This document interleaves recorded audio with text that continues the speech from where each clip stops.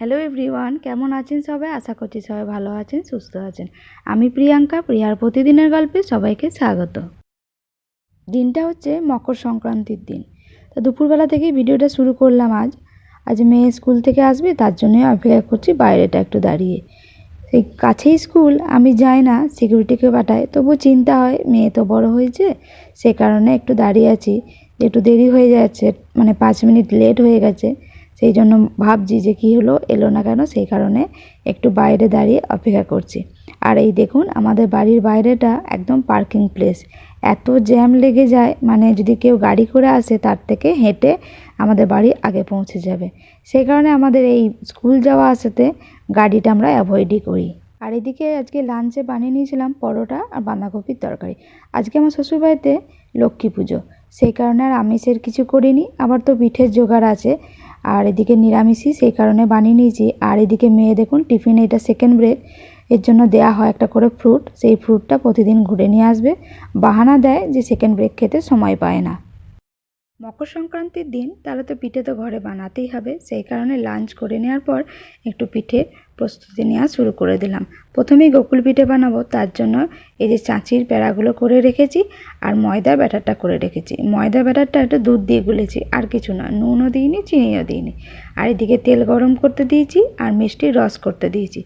আর এদিকে একটু ভাজা পিঠের জন্য মুগ ডাল, রাঙা আলু আর 2 টুকরো বেগুন এটা দিয়ে এটা সেদ্ধ করতে দিচ্ছি, ভাজা পিঠে করব। আর এইদিকে গোকুল পিঠেটা করার জন্য প্রথমে এই চাঁচির প্যাড়াটা এই ব্যাটারটাতে গুলে যেমন চপ ছাড়ে, সেই রকম চপ করার মতো এটাকে করে নিয়ে ভেজে নিতে হবে।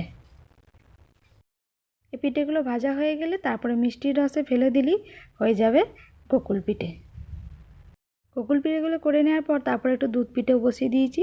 দুধ পিঠের জন্য প্রথমে দুধটাকে এটাকে ফুটতে দিয়েছি। এখানে তো আর খেজুরের গুড় পাওয়া যাচ্ছে না, সেই কারণে চিনি দিয়েই করছি। আর এই দুধ পিঠেতে দেওয়ার জন্য চুষি পিঠেগুলো আমি একটু তৈরি করে নিলাম। চুষি পিঠেগুলো একটু করতে টাইম লাগে, কারণ এগুলো ভীষণ ছোট ছোট করে বানাতে হয়। আমাদের মানে বাড়িতে, শ্বশুরবাড়ি বলুন বাপের বাড়ি বলুন, এই দুধ পিঠে করে একটু পুর ভরে, যেমন সেদ্ধ পিঠে করে পুলি পিঠে, সেইগুলোই করে পরে দুধে ফেলে দেয়। কিন্তু এটা খেজুরে গুড় না থাকলে মনে হয় যেন ভালো লাগবে না, সেই কারণে ছোট ছোট চুষি করে এই দুধে ফেলে দিলাম। ভাজা পিঠের জন্য যেটা তৈরি করেছিলাম মুগ ডাল দিয়ে, সেটা তৈরি হয়ে গেছে। এবার গরম থাকতে থাকতেই চাল গুঁড়ি দিয়ে এটা ভালো করে মেখে নিতে হবে।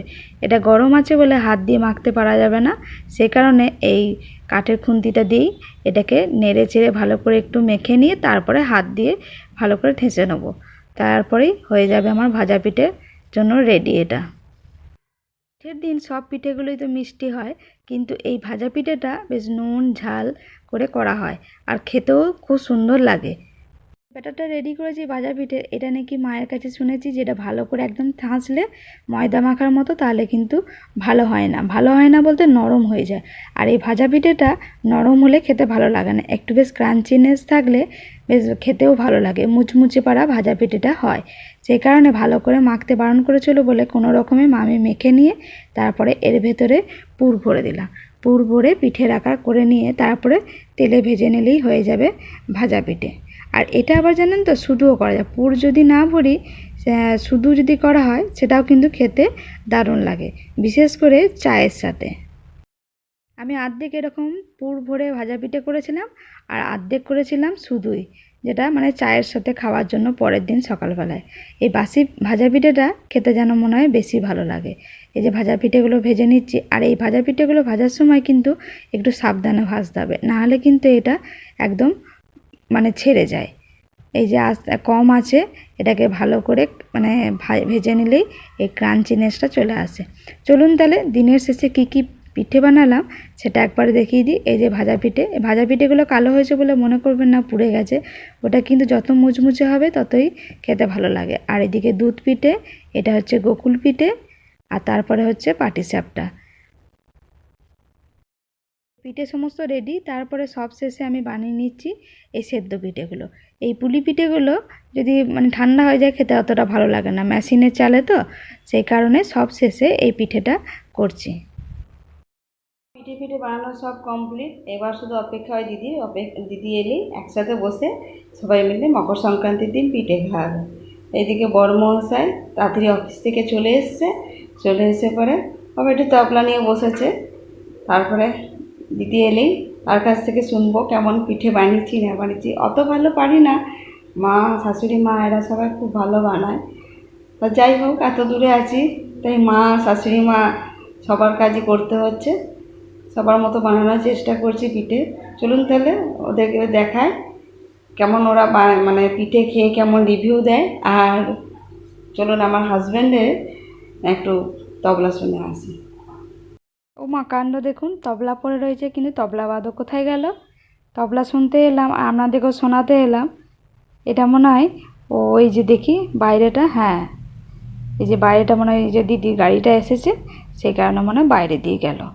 তো চলুন অন্যদিন শোনাবো তবলা বাদকের তবলা বাজানো। আর আজকে শুনে নিই এই দিদিদের কাছ থেকে কেমন হয়েছে পিঠেগুলো। এই যে পিঠে কেমন লাগছে অদ্রিজা? ভালো হয়েছে? মাম্মির মতো হয়নি না?